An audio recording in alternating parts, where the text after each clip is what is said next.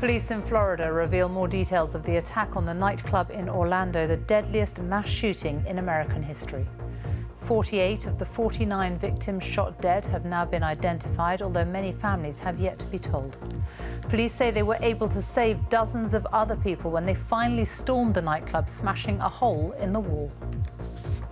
The suspect came out of that hole himself, armed with a handgun and a long gun, engaged in a gun battle with officers where he was ultimately killed. We'll have the latest from Orlando, also this lunchtime. Football violence in Marseille. England captain Wayne Rooney appeals for fans to behave amid warnings England and Russia could be expelled. I'd like to ask the fans, please, if you don't have a ticket, don't travel. And for the fans with tickets, be safe, be sensible, and continue with your great support for the players. Senior Labour figures fight back to urge party supporters to vote to stay in the EU. Oscar Pistorius is back in court in South Africa to be sentenced for murdering his girlfriend, Reva Steenkamp. And the betting shops offering gamblers perks to encourage them to keep on playing, according to a BBC investigation. In the south, the crackdown on cuckooing, the long-distance drug dealers in Dorset, and bridging the gap. Supporters of a third bridge in Reading say it's one step closer.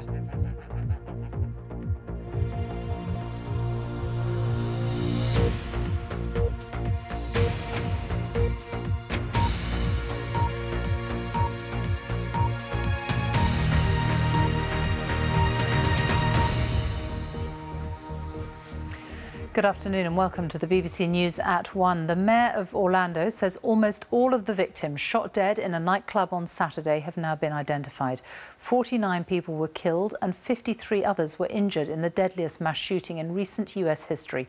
The gunman, 29-year-old Omar Mateen, who took hostages in the club, was also finally shot dead by police. The so-called Islamic State group claims he was one of its soldiers.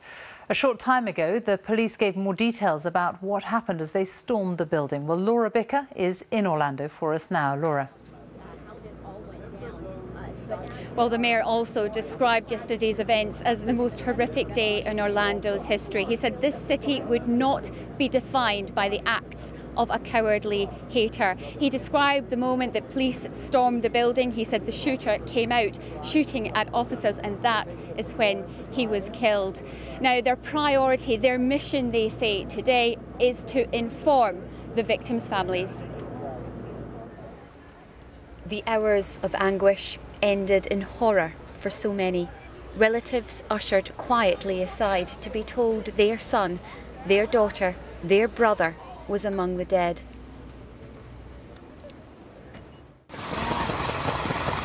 The sound of rapid gunfire coming from this popular gay nightclub will haunt this city. The attacker fired relentlessly. When police responded, he took hostages. Oh my God. There was a standoff for 3 hours before an armed response unit managed to get inside. When the shooting stopped, 50 people were left dead. 53 more were injured. You're sitting there having a great time at a club, and then you hear what sounds like fireworks or balloons popping, and you assume it's part of the show. And then when you hear people start screaming and the sound doesn't stop and people start falling, you realize it's not a show anymore. I want to say it lasted for about 8 minutes. Like, he wasn't stopping. He just kept on shooting and shooting and shooting and just walking around. No, it was rapid fire. It was like, brrr, and then he'd like change, put another ammunition, brrr, and then change, put another ammunition. And I could just smell the ammo in the air, and I was like, this is a gun. This isn't fireworks. Like, we need to leave. President Obama said the gunman, Omar Mateen, had hatred in his heart. A 29-year-old US citizen of Afghan descent. He dialed 911 before the attack to swear allegiance to the so-called Islamic State. He'd come to the attention of the FBI on 3 occasions, but they decided he posed no threat. In 2014, Mateen again came to the attention of the FBI because of possible ties to Monar Abu Salah, an American suicide bomber. The FBI conducted an investigation, including an interview with Mateen. We determined that contact was minimal and did not constitute a substantive relationship or a threat at that time.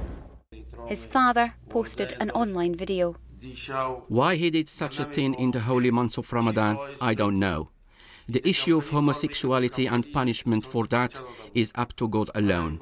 This is not in the hands of human beings. What he has done has affected me deeply. His ex-wife said he was volatile and unstable. A few months after we were married, I saw his instability, and I saw that he was bipolar and he would get mad out of nowhere.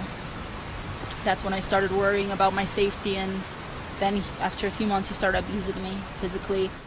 We shall live in peace. The gay, lesbian and transgender community has seen violence before, but never like this. Across the country, rainbow flags were held high in solidarity and in unity, their voices raised to condemn this act of terror and hate.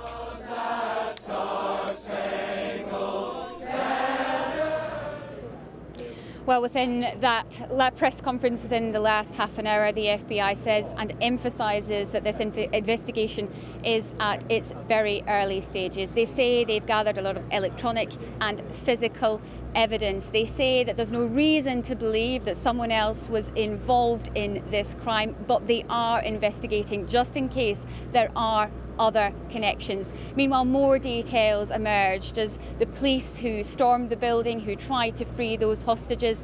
We know that 30 people were saved, they say, because of the heroism of the police. And they say that without them, those lives would have been lost. Laura Bicker in Orlando, thank you. Well, yet again, questions are being asked about how a man who was described as being unstable and unhinged could access firearms so easily. Richard Galpin reports.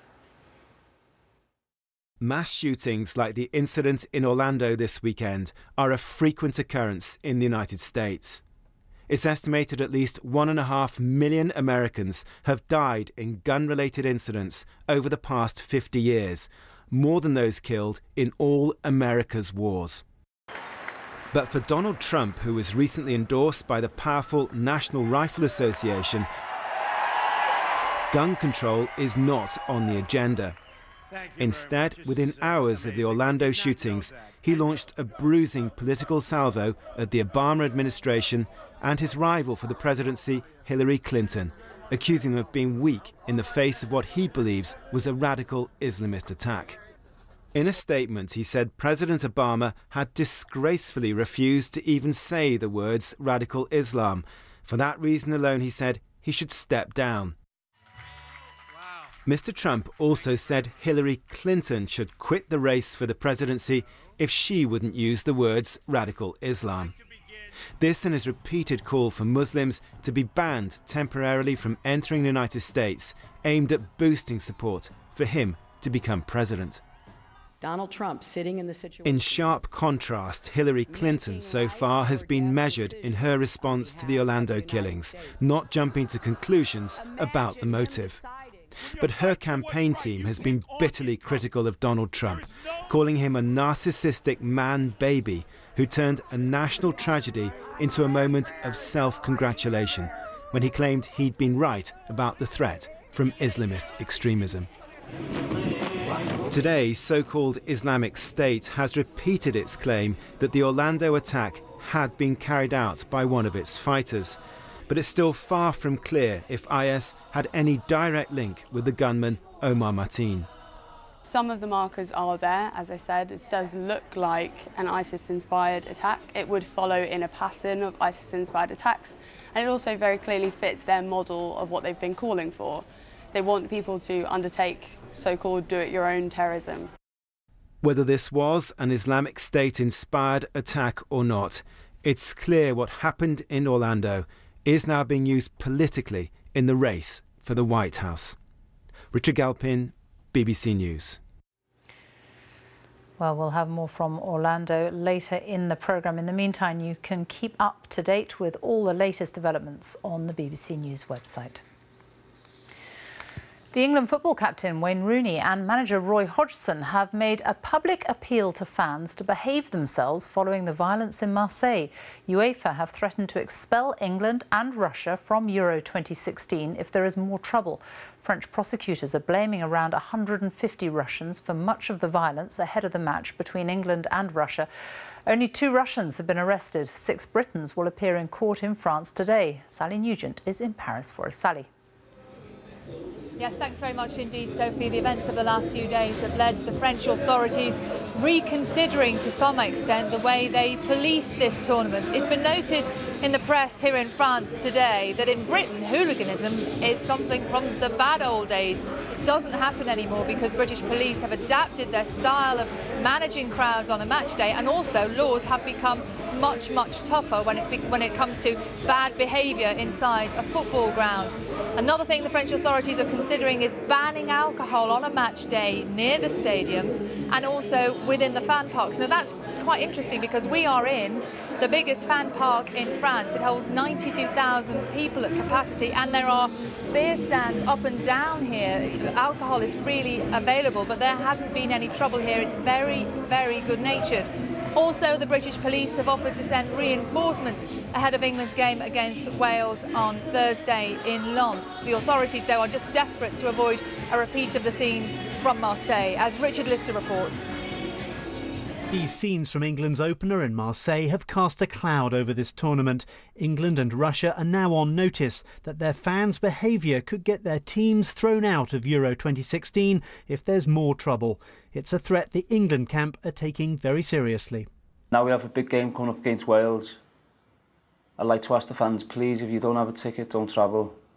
And for the fans with tickets, be safe, be sensible, and continue with your great support for the players.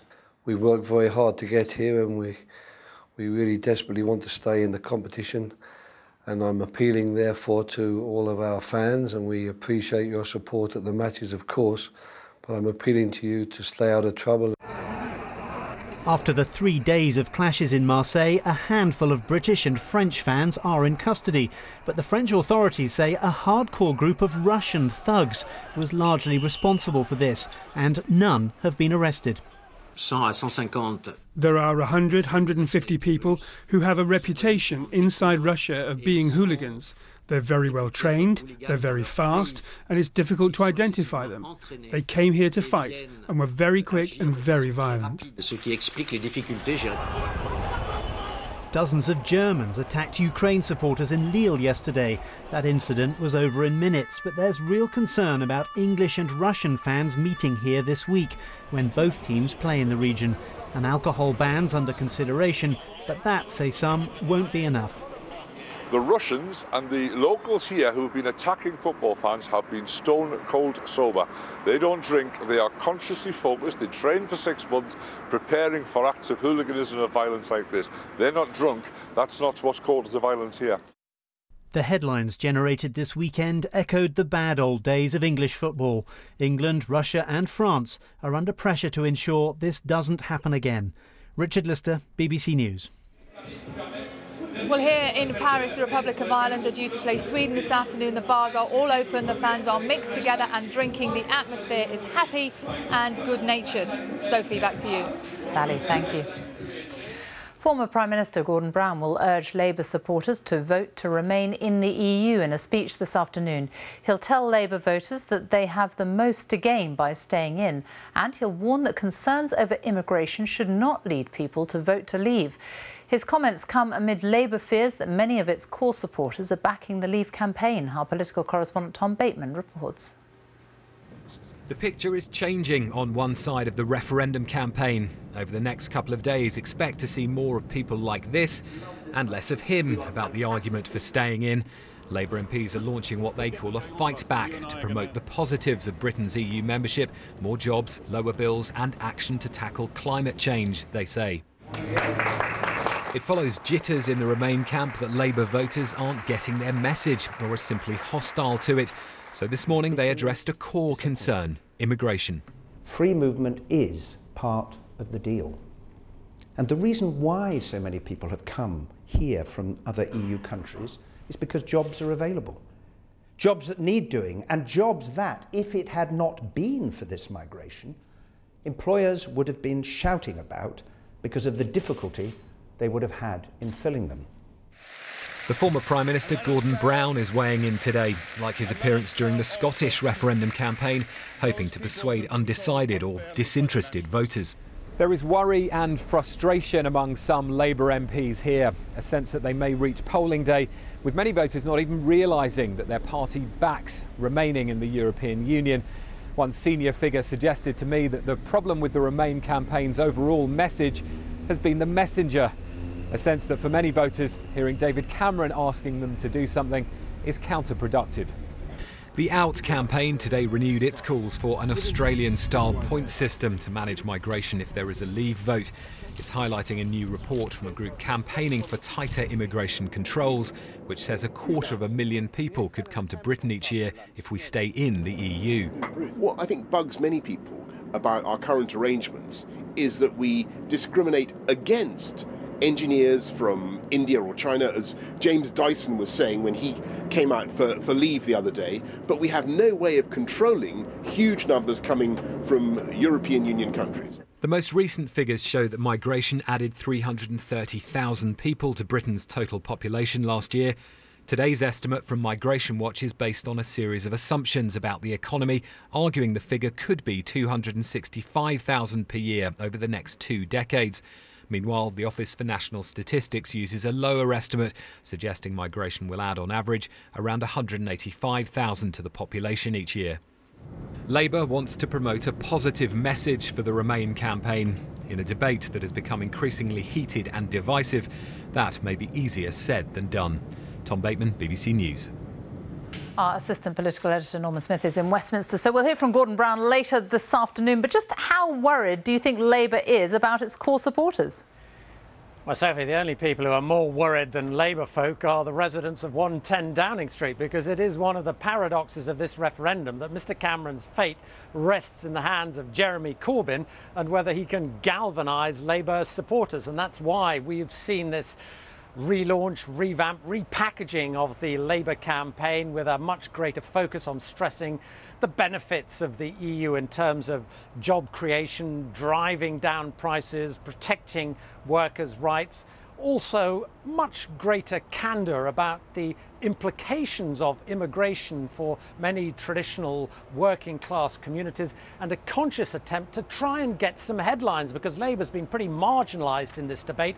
And so Downing Street has now agreed that Mr Cameron will stand back for the next few days and allow Mr Corbyn and his lieutenants to try and get on the main news agenda. But you have to say it is late. It is very, very late to be trying to turn around your campaign when normally it takes weeks and months to get over this sort of message. One other thing to say, Sophie, more controversy this lunchtime over immigration with this poster released by part of the Leave campaign, not the official Leave campaign, but that connected to Nigel Farage, linking the shootings in Orlando to migration and this referendum campaign, saying Islamist extremism is a real threat to our way of life. Acts now before we see an Orlando-style atrocity here before too long. Now, that has already been condemned by the Education Secretary, Nicky Morgan, as shameful, but it underlines, I think, the extent to which immigration, such an explosive issue, is interwoven through this referendum campaign. Norman, thank you. Now, the chairman of BT, one of Britain's biggest companies, has written to the company's 80,000 staff explaining why he backs the campaign to keep Britain in the EU. Sir Michael Rake said Brexit could damage the economy and would leave the UK without influence. Here's Andy Verity. Long last will give the people of the United Kingdom exactly what they deserve. Be careful what you wish for, in or out. The world may never be the same. But BT workers didn't get William Dafoe threatening the UK from space to convince them to remain. A letter from the boss was scary enough. We are a runway to Europe, and it simply seems at this stage very potentially damaging to our overall economy, to our growth, to the creation of new jobs, to take a step that would leave us out of the single market and out of the European Union and without influence. BT executives and union leaders all signed the letter. It says, "The vote is so important that we believe we have an obligation to explain our views. Virtually all major independent experts believe leaving the EU would result in an economic downturn, one from which it may take several years to recover. The referendum is now a numbers game, and the numbers BT are worried about aren't just the votes to leave, but weaker economic growth, a fall in the value of the pound, and a potential knock-on effect on the company's earnings. BT has written to 81,000 staff, trumping the 6,000 staff written to by JCB last week, who were told the opposite message, that there was nothing to fear from leaving the EU. My advice to BT employees is to ignore these letters. After all, the chairman of BT, Mike Rake, was saying in 2003 that it would be very damaging for the UK economy if we didn't scrap the pound and join the euro. And he was completely wrong about that. And both he and Gavin Patterson, the chief executive of BT, was saying only last year that we shouldn't even have a referendum. Hundreds of businesses support leaving, but the Confederation of British Industry says most want to remain. Which do you fear most? Uncontrolled immigration or a weaker economy? We'll give the people of the United Kingdom exactly what they deserve. Andy Verity, BBC News.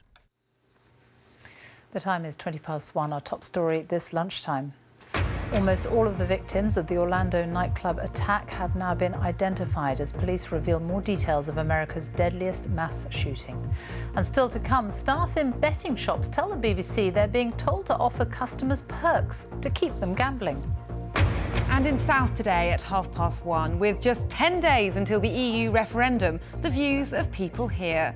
And could it be a bridge too far? Opponents of a third Reading crossing say it's too expensive.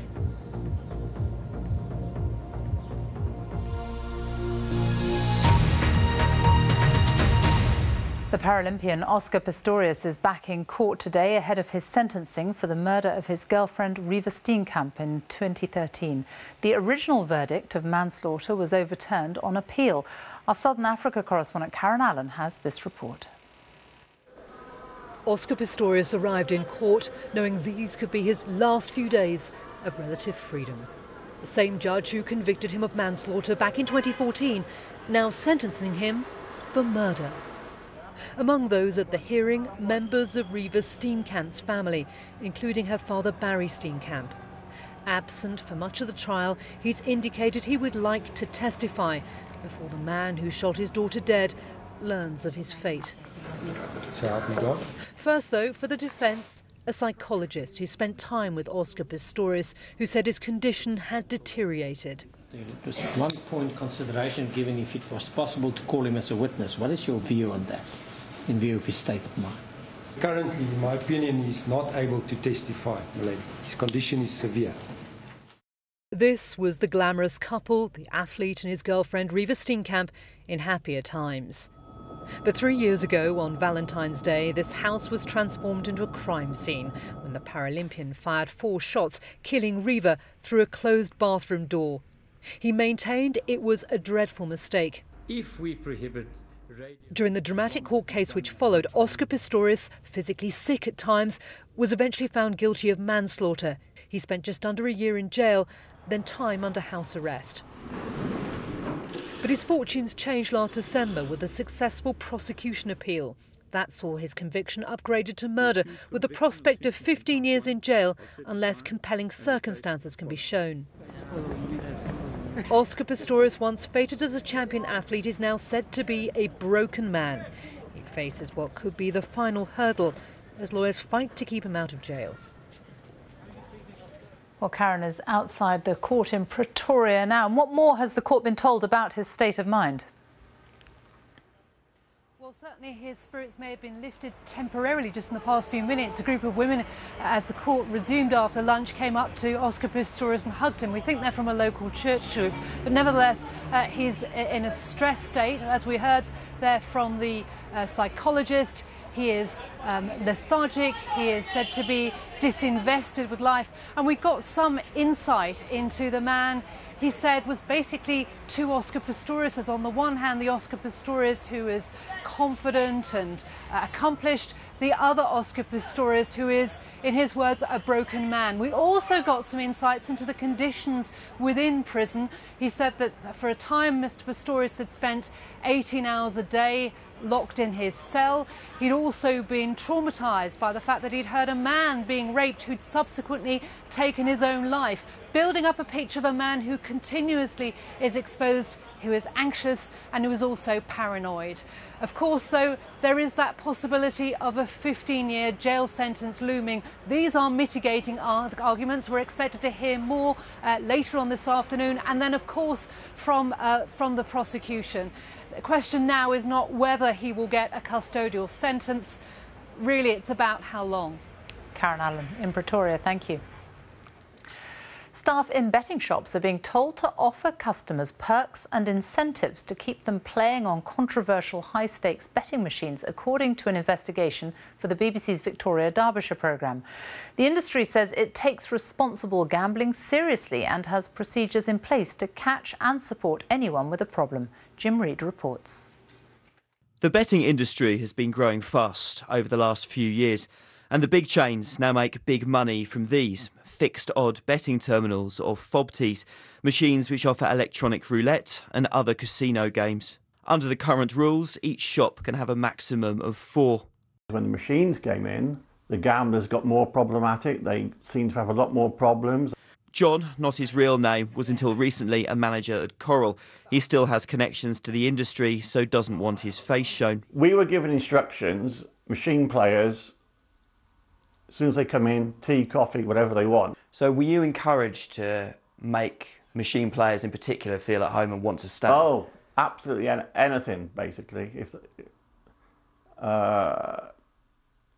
the shop was too hot for them, we had to turn the heating down, or vice versa.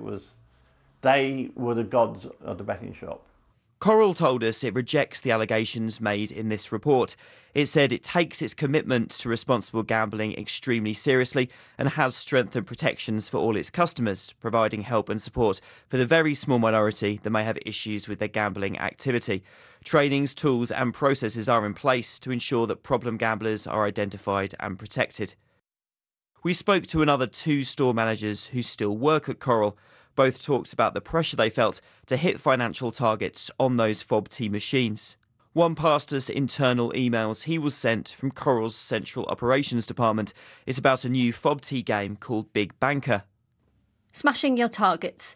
Ensure your team has identified your target key customers to demonstrate our popular feature game. Offer a demo to all of your machine customers to whet their appetite, then encourage them to play with their own money. Once you have identified your target customers, it often helps when you use a hook to encourage them to play. You like Big Banker? Do you have our bonus card yet? It's quick, it's easy and it's free. We showed the emails to Matt Zarb-Cousin from the pressure group Fairer Gambling. I think it shows really that self-regulation doesn't work. And I mean, like any business their primary objective is to maximise profit. The issue with the machines is they shouldn't be allowed in betting shops. Coral said recent health surveys show that problem gambling rates have fallen since the introduction of FOBTs, and the average customer's loss per session is around £6 to £9.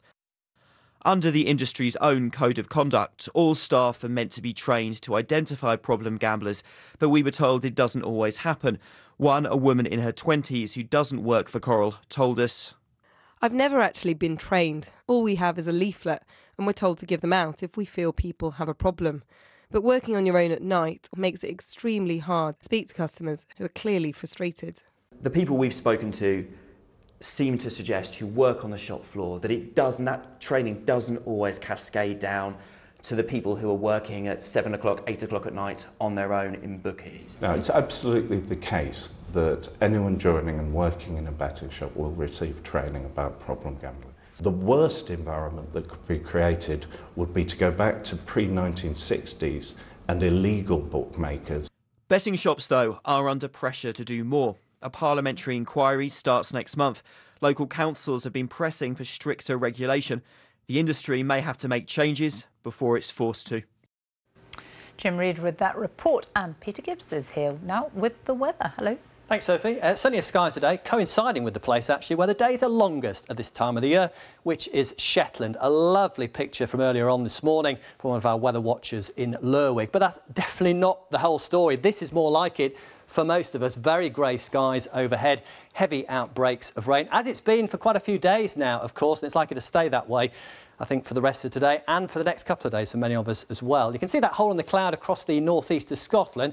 A few glimmers of brightness getting through across parts of southwest England through this afternoon as well. Many of the heavy showers actually clearing away from Cornwall, but as we head further eastwards across the Midlands, particularly into East Anglia, through the North Midlands into northwest England, that's going to be the focus for some of the heaviest downpours this afternoon, up into southwest Scotland, perhaps Northern Ireland as well. So potential for perhaps some localised problems. As we've seen over recent days, you could see an inch or more of rain in the space of a fairly short period of time. But still that sunshine to come across a good part of northeast Scotland and the Northern Isles right the way through the rest of today. But generally change is very slow through this evening and overnight. It's through that sort of central slice of the UK that we keep the outbreaks of rain going. Some mistiness as well. Northeast England perhaps turning particularly murky overnight. Temperature similar to recent nights, so a little bit on the humid side in places, particularly across England and Wales.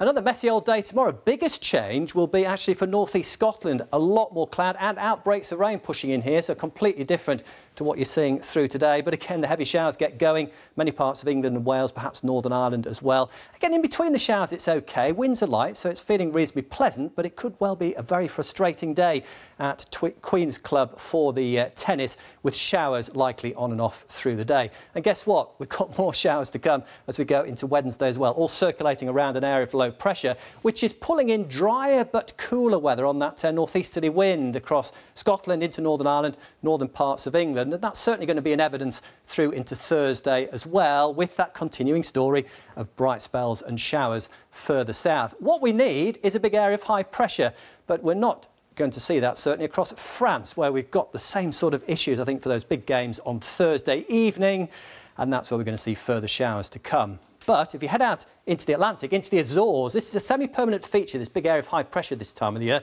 It is going to ease towards us for the end of the week, giving us a bit of a brief window of fine weather as we go into the weekend. But Sophie, it doesn't look like it's going to last that long. Back into the showery situation next week. Peter, thank you. That's all from us. In a moment on BBC One, we'll have the news where you are. Before that, we leave you with images of some of the tributes from around the world in the wake of the Orlando shootings. We are a gentle, loving people, and we are singing, singing for our lives. We grieve the brutal murder, a horrific massacre of dozens of innocent people. This was an act of terror and an act of hate. We are a gentle, loving people, and we are singing, singing for our lives. We are a gentle, loving people, and we are singing, singing for our lives. We cannot multiply the hate that we saw by scapegoating Muslims or people of other faiths.